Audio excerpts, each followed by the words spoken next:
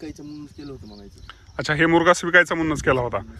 तर मित्रांनो, जवळबन या ठिकाणी आलो होतो आपण. जोगदंड साहेबांची आता आपली चर्चा झालेली आहे. 14 टन मुरघास त्यांनी 1 एकर क्षेत्रामध्ये तयार केला. तर विकायचा म्हणून तयार केला, परंतु त्याला अगोदर त्यावेळेस गिराईक भेटलं नाही. सगळ्यात महत्त्वाचं म्हणजे त्यांच्याकडे मार्केटिंगची स्ट्रॅटेजी नव्हती, त्यांच्याकडं कस्टमर कॉन्टॅक्ट नव्हते. तर त्यांनी आपल्यासारख्या एखाद्या क्रिएटरला भेटले असते तर त्यांचं मुरघास 1-2-3 दिवसामध्ये संपला असता. तर जाऊ द्या, आता त्यांना उशीर का होईना पण मी भेटलेलो आहे. पण आता त्यांना विकायचा नाही कारण ते आता घोडेगावला त्यांचे पप्पा गेलेत म्हशी आणण्यासाठी. 2 म्हशीसाठी मुरघास बनवला विकायच्या उद्देशानं. पण आता त्यांच्याकडे म्हशी आहेत किती? आता 4 झाले. आता 4 झाल्यात आणि घोडेगावला परत गेलेत पप्पा आणखी म्हशी आणायला. नंतर 3 आणायचे होता. मग आता 5-7 म्हशी केल्यावर मग मुरघास आपल्याला घरीच लागणार आहे.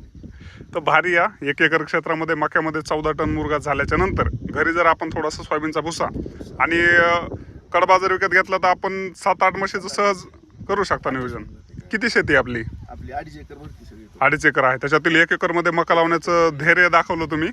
म्हणजे खरं तर तुमच्या जज्ब्याला सलाम. म्हणजे विकण्यासाठी करताय, व्यावसायिक दृष्टिकोन बाळगून, हे महत्त्वाचा विषय आहे. भारी पाटील, तुमच्याशी बोलून आणि तुम्हाला भेटून एका प्रगतशील शेतकऱ्याशी चर्चा करताना आनंद व्यक्त करतो. मोबाईल नंबर सांगा. 9325 हां. 20 34 30. Okay, thank you so much sir. पाहू शकता मित्रांनो, एकदम क्वालिटी पद्धतीचा लातूरून ह्या थैल्या आणलेल्या आहेत आणि 350 रुपये एक नगाप्रमाणे त्यांना या थैल्या मिळाल्या.